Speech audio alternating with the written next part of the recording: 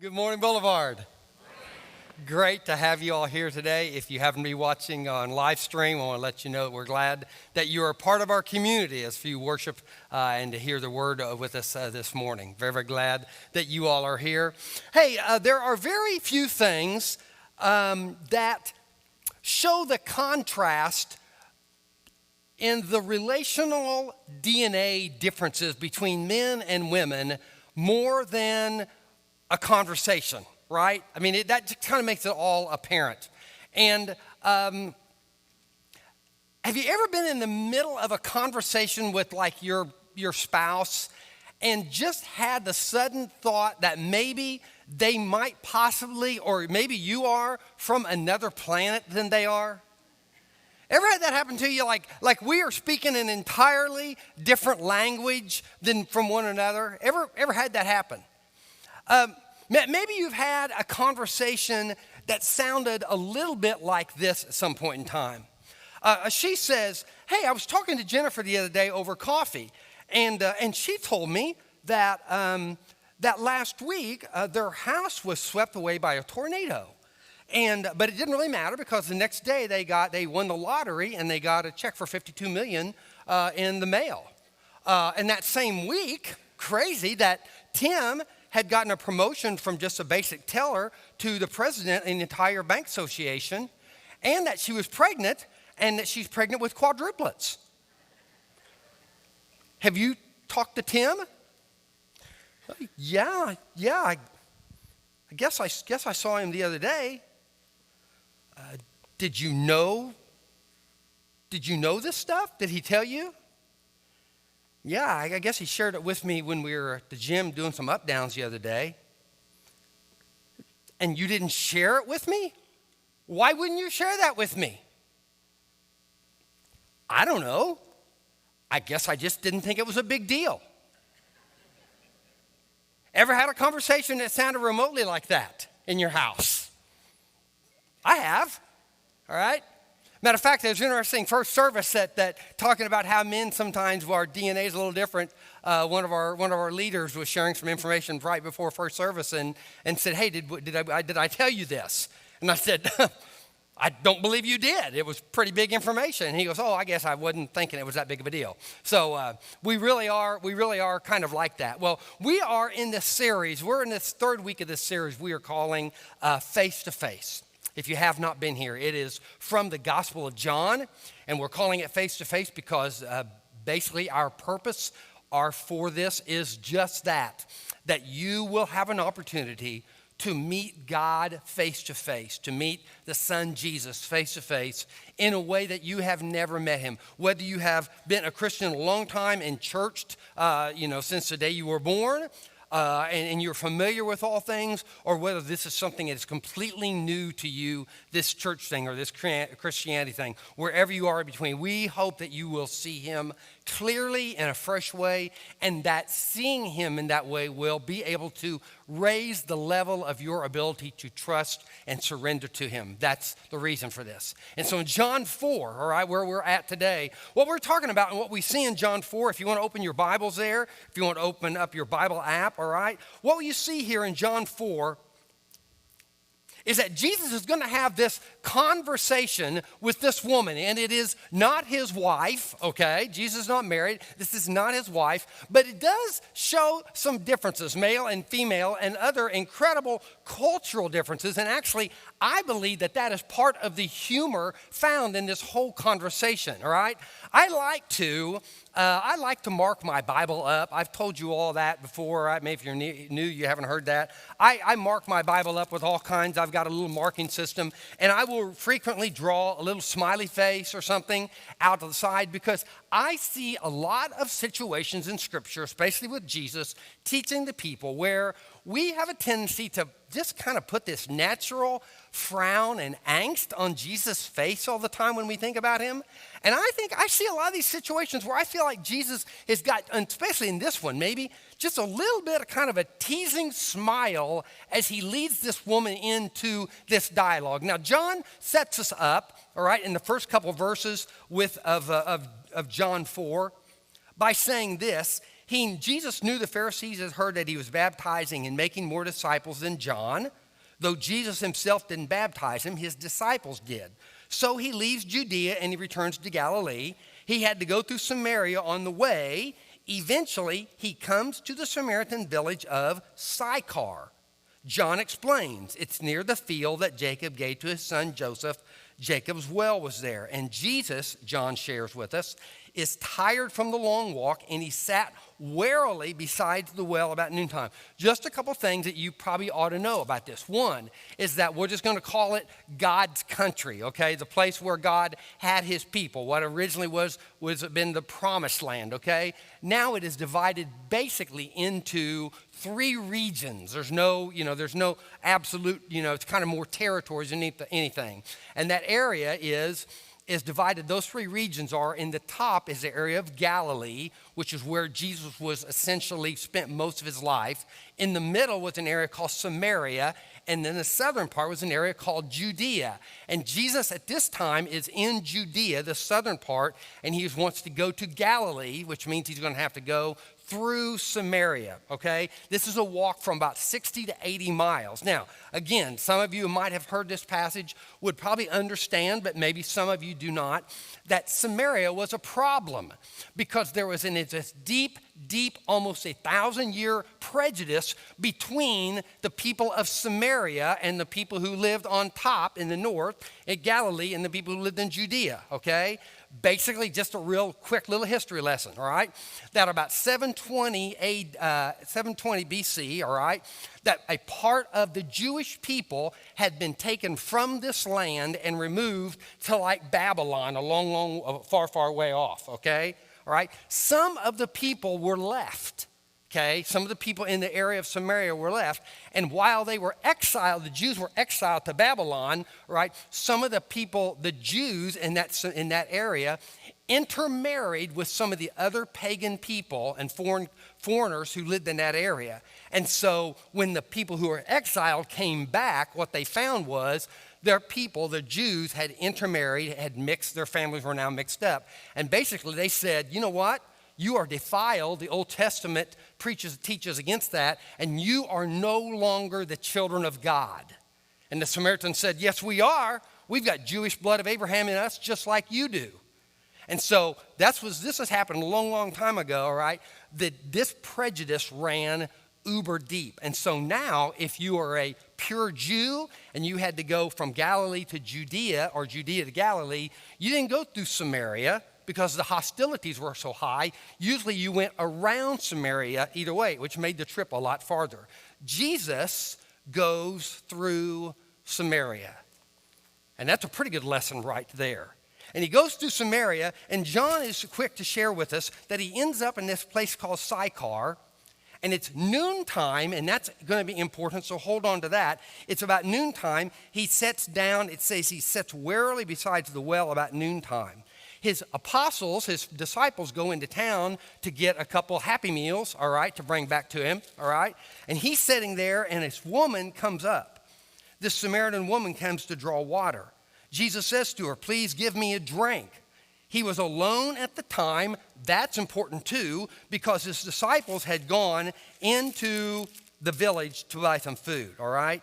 Here's what the woman says. She is surprised, if you're following along. The woman was surprised, verse 9, for Jews refuse to have anything to do with Samaritans. There's 3 things that are wrong with this picture, okay? There's a conversation that's getting ready to happen that by all means should never happen, and in most places would not happen.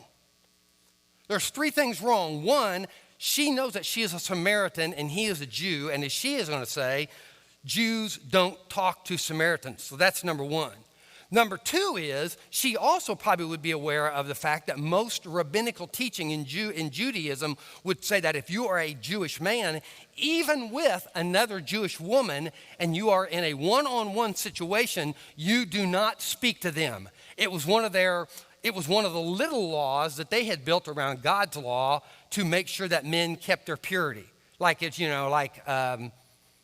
started to bring up dancing, but that's probably not a good example, all right? So the idea of just basically, just the farther you can stay away and you don't engage in any kind of relational conversation at all, and you'll be safer, okay? And so both the woman and Jesus knew this.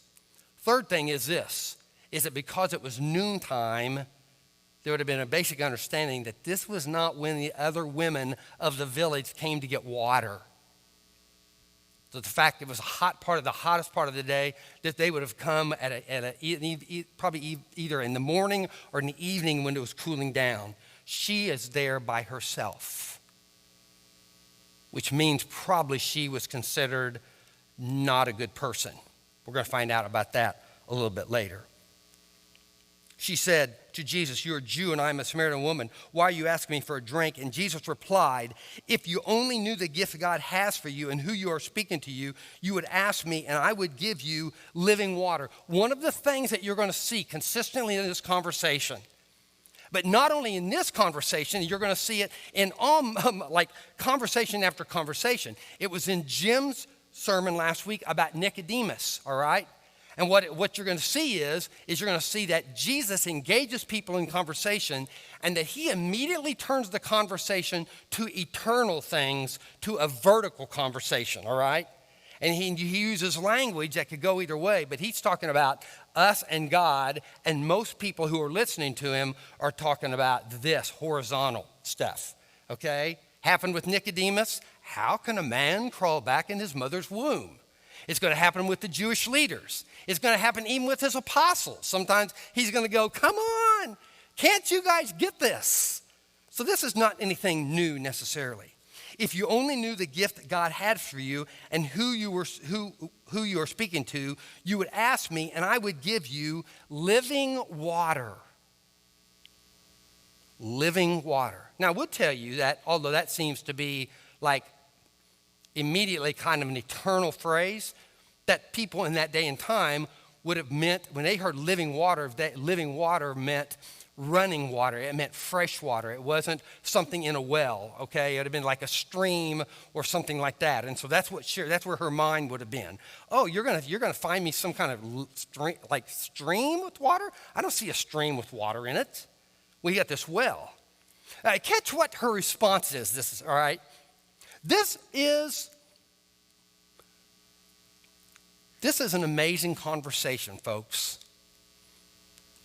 As we talk about engaging other people in conversation about Christ, last month we spent the whole month talking about bringing your one, inviting that person who may be just very, very new or non-existent in their spiritual journey.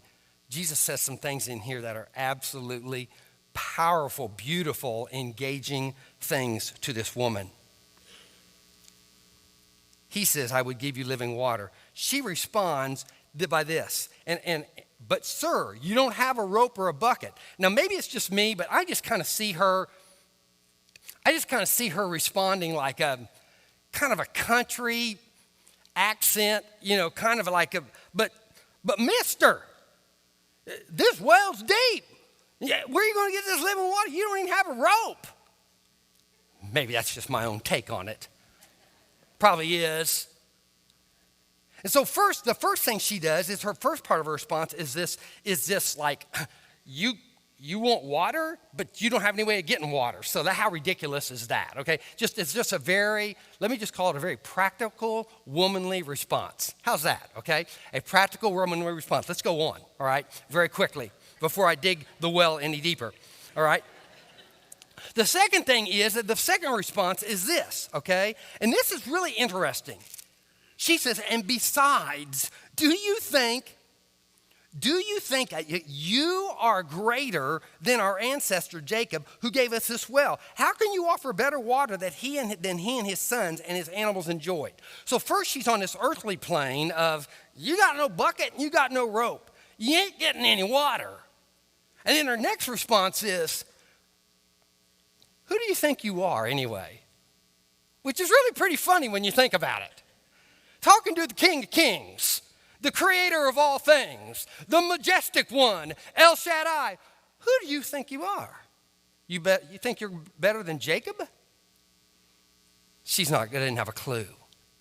And so there's some sense that there's some sense that this woman is at this well. See, the Jacob's well was the place also, as it says, of Joseph's burial. And those are two kingpins in in Jewish history. This was like a national monument, folks. This was a big deal. This was a place of spiritual pride for the people. All right? Everybody knew about it. All right? And when, even just on the daily basis, when you go to that place, it'd be like going to some of the national monuments in Washington, D.C. It reminds you of our history. It evokes pride within your heart, And she says, do you think you're even greater than Jacob? You think you could even can you offer better water than he and his sons and his animals enjoyed? And Jesus replies to her. Jesus says, anyone who drinks this water will soon become thirsty again. But those who drink the water I give will never be thirsty again. Blowing her freaking mind. But, no clue. Not a clue, and you and I wouldn't have a clue, would we? Where's this guy going? You got water that if I drink, I am never going to be thirsty again. And that's why I think Jesus is smiling. Is it a serious conversation? Oh, yeah. But sometimes as we're engaging in conversation with people, we get so heavy. And Jesus is being heavy, but I got a feeling there's just this little smile. He's just keeping this woman engaged. He's pulling her along just a little bit. He's keeping her, taking her down this road, and we're going to find out what that road is. But those who drink the water I give will never be thirsty again. It becomes a fresh, bubbling spring. Isn't that beautiful language? A fresh, bubbling spring within them, giving them eternal life. He lets the cat out of the bag. He's not talking about this. He's not talking about this. He's talking about this. Something that goes to the heart and meets the needs of the woman. And she says, please, sir, give me this water. Then I'll never be thirsty again. And I won't have to come here. Catch this. I won't have to come here to get water. There's two things I think are important for us to see here. One, that point made that this is kind of a place of spiritual pride. This is a place where there's we all have our places of spiritual security, something we hang on to. My daddy was a preacher. I've been in church all my life. I know the books of the Bible. I can tell you on the day that I came down the aisle and became a Christian. We have something that we can hang on to. People say I'm a very loving person. We all have our well of security, right? Jesus meets her there. But the other part of it is, she says, I won't have to come. If you'll give me this water, I won't have to come here to get water. Because in this weird, funky way, not only was this place a place of spiritual pride, but it was also, I believe, a place of shame. Because every time she walked from Sychar at noon by herself to this well, she walked by herself. And she drew water by herself. And she walked back into Sychar. I would imagine that there were not too many conversations. And I can only imagine this, and in imagining it is, but I can only imagine that this girl maybe had grown up in this town, and all the girls that she had run with in her life, all the conversation that women used love to have with one another. How's your day, and what's going on, and how are the kids, and tell me how the supper went last night. Those things aren't happening for her. She's at the well by herself, because it's been made to her that she's not welcome when the other gals come to the well. And Jesus continues to feed her things that make her thirsty. Now, this is very interesting. I won't have to come here to get water again. Jesus knows what she is about to reveal. He knows, folks, her past. Everything about it. He won't be surprised by anything that she is getting ready to reveal. He knows the loneliness and the isolation that she lives in relationally. And you would expect him at this point in time, knowing her heart's probably hurting just a little bit, and she's probably a little bit, she's probably sad inside, can we say it? And you wouldn't expect the line that comes next, because Jesus is compassionate, right? But what comes next is this. Go, he says, and get your husband. Can I say it? What the heck? Go and get your husband? What does her husband have to do with anything whatsoever? Where are you going with this, Jesus? Go and get your husband. And maybe you're familiar with the story, and maybe you know her response, but just because we need to. Verse 17 says, I don't have a husband, the woman replied. And Jesus said, you are right. Whew. You don't have a husband. For you have had 5 husbands.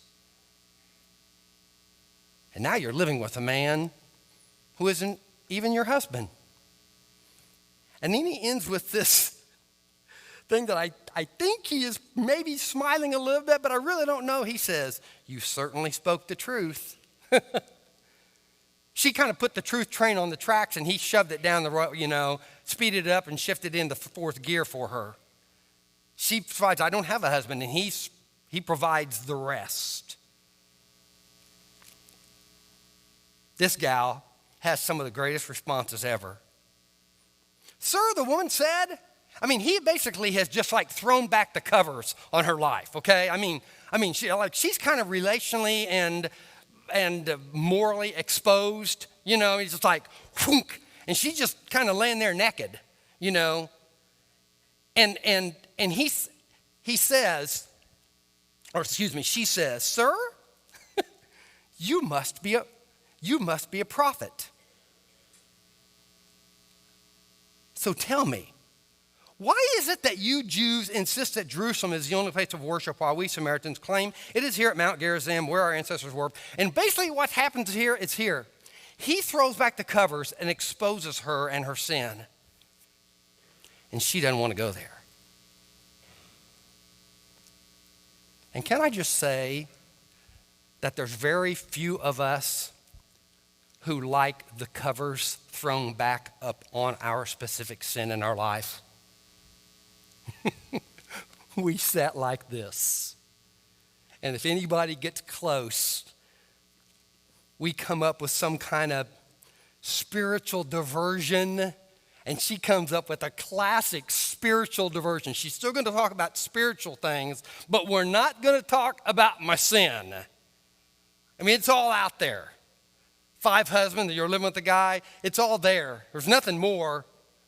She doesn't want to go there. And folks, you know what, man, I'll just tell you that one of the things I realized when I went through our Celebrate Recovery Step Study program a few years ago, one of the things I realized, and they talk about, is that there is a place where you must essentially reveal the ways that you have hurt and offended other people, or the way they have hurt and offended you in your life. And it is a very incredibly time of exposure and vulnerability like most people have never experienced. So much so that approximately 50% of the people drop out of the group at that time. That's how hard it is for us to face our stuff and tell ourselves and tell God and have others hear it. And that's exactly what's happening, except she hasn't been the confessor necessarily. She kind of opened it up and he pulled it back the rest of the way. And she wants to talk about the where of worship and the how of worship. And Jesus says, no, we're going to talk about the who of worship. Jesus says there will be a time when we worship God in spirit and in truth. In spirit and in truth. She's still digging for diversions. The woman says, I know the Messiah is coming. Basically, maybe when he gets here, he'll explain this all to us. And I just love this. Look at verse 26. Jesus If there is a mic dropping moment, this is a mic dropping moment. I actually thought about getting like a mic and actually dropping it, but I have to answer our tech people, and I can't afford to buy a new mic, and so, sometimes object lessons just go by the wayside, But I mean, it's just like, she says, sometime he'll come and he'll explain everything. Then Jesus told her, I am the Messiah. Bonk. I mean, it's the first time that I know in the Gospels. I mean, he has claimed himself to be the Son of Man and some other things. First time he has ever just said, to my knowledge, I am this Messiah. I am he. Now, I love John. I love the way John tells a great story. John, I mean, there's just some things he kind of tells on himself, and we've talked about the fact that he calls himself the disciple that Jesus loved, and so seems to be a little pride there, but although I think it's just the fact that he felt this deep intimacy with Jesus and the change that Jesus made in his life. But in this situation, he tells this story so stinking well, all right? So you got this moment where it's like this spiritual buildup, this kind of funky conversation and dialogue comes up, and all of a sudden Jesus says, I am the Messiah. I don't know if he said it that way or not. Mic drop, bang. And it's like, all the birds quit singing, the wind quits blowing. You can just kind of feel it, the drama is set. Next line. Just then his disciples came back. I mean, it's like that moment when everything's just kind of building up and you're having a conversation with someone, and all of a sudden that person who just barges through the door and doesn't knock, doesn't say, hey, can I come in? They just come in, and I can just imagine them in a sense they've been to Sycar, they've been to McDonald's, they've eaten their Happy Meals, My dad used to say when guys were just kind of messing around being guys, he always called it grab fanny. I hope that is not offensive, all right? Just guys just kind of messing around with one another, and they're just having a good old time, and all of a sudden they just come right up on the well, right into this moment, open the door, without ever knocking, and they're just in on top of this highly spiritual moment. When we were young parents, we were raising our boys, like a lot of you all, we would put them to bed at night, and we would read the Bible to them. We had a little picture Bible that we would read to them, and then I would always pray with them and sing some songs, and then I would try to kind of create a moment, because to me it was important that they, like when we went to bed, that they went to bed with good memories, and that they could sleep with good thoughts, basically, And so I would lean over each one of the guys, after my time with them, and I would look them in the face, and I would say, hey, just want you to know, buddy, Daddy loves you very much. I will always love you. Jesus loves you. He will always love you. Something like that. And I would create a moment, and I wanted it to be a time when as I went to sleep, it was pleasant for them. And one night I was putting the guys to bed. I'd gone through all the routine, and I leaned over our second son, Lane, and I said, hey, Lane, Dad loves you, and I will always love you. Jesus loves you, and Jesus will always love you. And I'm just leaning right down in his face, and he looks up right at me with these big old brown eyes, and he says, Dad, have you been eating watermelon? It's kind of one of those moments. Kind of when you've made, you cast a spell, and all of a sudden somebody throws a rock into the, into the whatever's going on at the time. Jesus keeps it on the who. And it's interesting what John says. We've had a conversation that took place that probably shouldn't have taken place, and now we're going to have a conversation that really never took place, because what the apostles, what his disciples, his learners, what happens is this. They found it shocked to find him talking to a woman, all right? But none of them had the nerve to ask, what do you want with her? Or why are you talking to her? That's really easy to get down on the disciples at this point in time. But you know what occurred to me? Those are two questions that most of us have at some point in time when we saw people crossing prejudicial lines of division. Lands where we had prejudices and we've seen them going beyond where we would choose to go inside, but not verbally. We would say, why are you even having that conversation? What in the world are you doing? What good could possibly come from you entering in and engaging that person, taking care of that person, having a conversation? It's the same questions that we would ask, I think. But John at least had the guts to write it. What do you want with her? Why are you talking to her? And John writes that the woman left her water jar beside the well and ran back to the village, telling everyone, hey, come and see this man who told me everything about my life. Here's a couple of things that are interesting. See, what they're asking or not asking, what's going on in their heart and mind are basically, why are you talking to her? Folks, listen, they are questions of value. Because when prejudice sets into our life, one of the things that happened is that we begin to devalue those people that we have prejudices towards. We are not able to value them the way God values them, and we are not able to actively love them the way God actively loves them and wants us to actively love them so we can be a reflection of Him, so they can see His glory, right?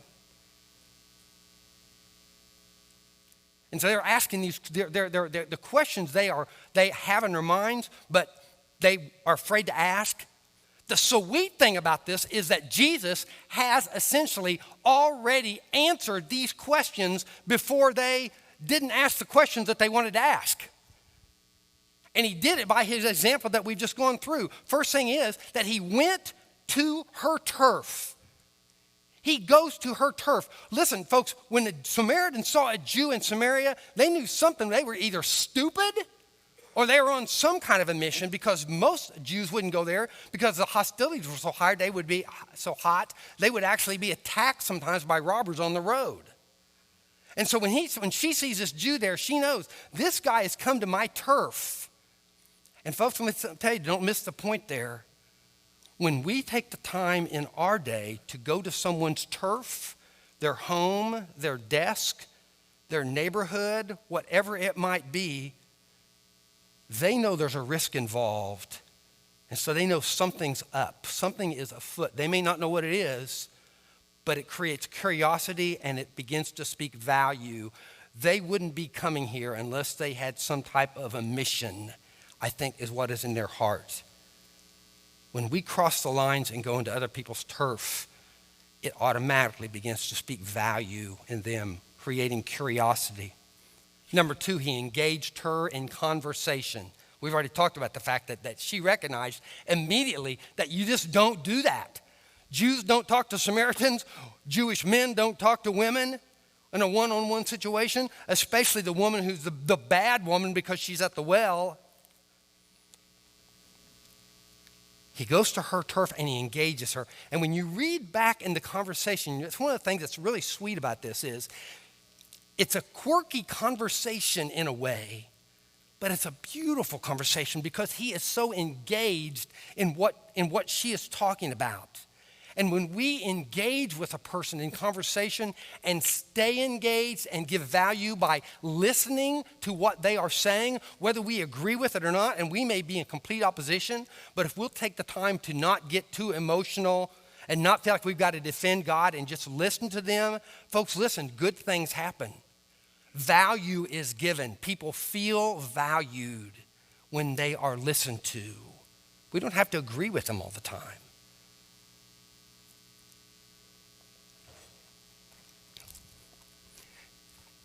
Jesus speaks spirit, truth, and grace into her life. He speaks truth and grace in her life. We talked about Jesus in John 1:16, I think it is. It says that Jesus came to the earth full of truth and grace. I don't know if you remember that or not, but I told you, we would see that repeatedly as he deals with people. And in this situation, he is giving her grace. He is doing things that something that he is giving her gifts that she does not expect from him. But at the same time, he is bringing truth to the table.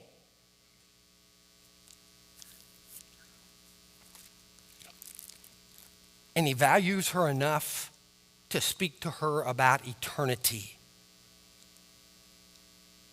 He values her enough to speak to her about eternity, another risk. And when we cross that line, people may not always like it. Sometimes they might be even offended. But if we can do it with respect, with grace, people will at some point in time realize they took a risk to talk with me about something that is important to them. That is why. And Jesus valued her. Jesus' value of her was not because she was a Samaritan or because they had been a Jew. It wasn't because she was at this particular well. It wasn't any of those things. Jesus' value of her was because she had been given value at creation. And again, remember John 1, he was there.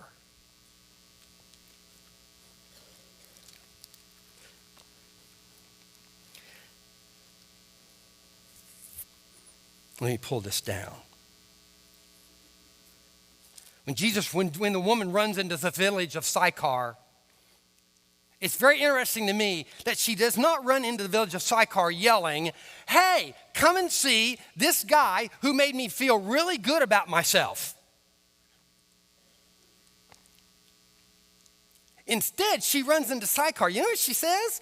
"Come and see this man who told me everything I ever did wrong." Now, folks, I'm going to tell you, don't just read past that and go to the next passage, go to the next verse. Because they knew what kind of woman this was, and if she had said something like, "Hey, this guy's amazing. This guy made me feel so good about myself," they would have thought to themselves, "Yeah, but he doesn't know your past, and we do.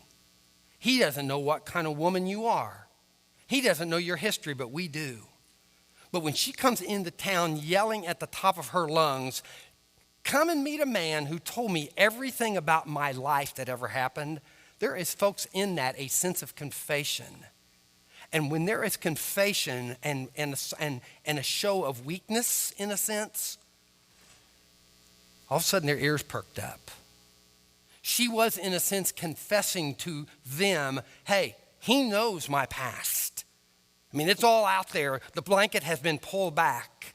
And when they heard that, all of a sudden her confession, her testimony has a sense of credibility to it. We need to remember that as we are sharing our testimony, if we make it sound like we've always been like upstanding, everything's always been good, but then we came to Jesus and now things are just better, that doesn't really appeal to too many people, because that's not honestly where too many people live. There was a confession in her, "Come and see." And Jesus need to know, people need to know, have you been through anything like I am going through right now? And when she went, they came. And I can just imagine as the village is emptying, Jesus' heart is filling up, because now he gets a chance, after this one-on-one conversation, to have a whole lot more spiritual, living water conversations with a lot more people. So much so that they were so hungry and so thirsty for spiritual things that he stayed 2 more days. 2 more days. Interesting little side note. There was an old Southern Baptist preacher named Grady Nutt. And Grady Nutt, as he was preaching this, once said, when he got to this part, he said, "Jesus stayed in Sychar 2 more days. I wonder where he stayed." Inferring that possibly he may have stayed in the home of that woman, that wicked woman of Sychar. And then he said this, "I can't prove that he did, but you can't prove that he didn't." Jesus crossed all kinds of boundaries to bring eternity to those people who were drinking water that leaves them consistently thirsty. And folks, listen, we are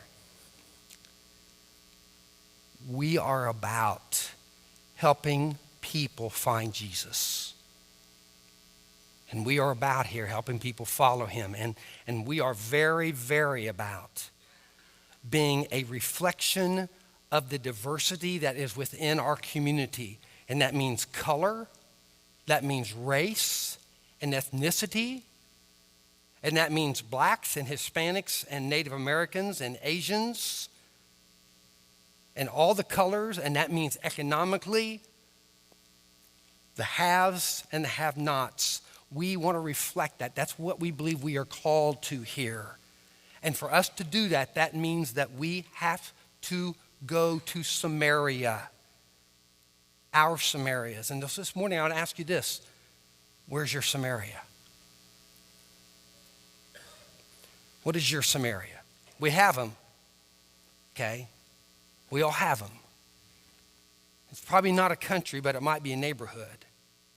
It might not even be a neighborhood, but it could be just a house. Or maybe it's the desk at the place that you work that you find yourself walking around because you just really don't want to rub shoulders with that particular person. They bug you. Or you know about them. And everybody else knows about them. Where is your Samaria? And where is your well? And who's waiting there? And what will it take for you this week to pass through Samaria and go to the well and begin to establish and place value in conversation as you engage and listen and lead in some amazingly sly, shrewd way towards spiritual things like Jesus did, and just begin that dialogue, offering in some way living water to that person to give them a thirst for something more than what they have in their life. And maybe you're here this morning and you're on the other side of the well. Maybe you feel like you're the Samaritan woman. Maybe you're standing at a place and you just feel your own spiritual security, or your security is in the checkbook or in what's in the account or the neighborhood that you live in. But it's not water that really ever will quench your thirst. And you know it because you just keep wanting more. I don't know. Maybe that well is a place of shame because of the past that you have, because some sin that you just can't believe God would ever forgive you of. So regardless of what side of the well you're on this morning, we all need change. We all need a drink of that water that bubbles up within us, fresh, forever quenching our thirst. So that's what I invite you to become a part of this community of believers that is committed to that diversity and going into Samaria and going to the well and engaging people in dialogue, or coming and just saying, I need that living water. What I've got keeps leaving me thirsty. Let's stand together and sing.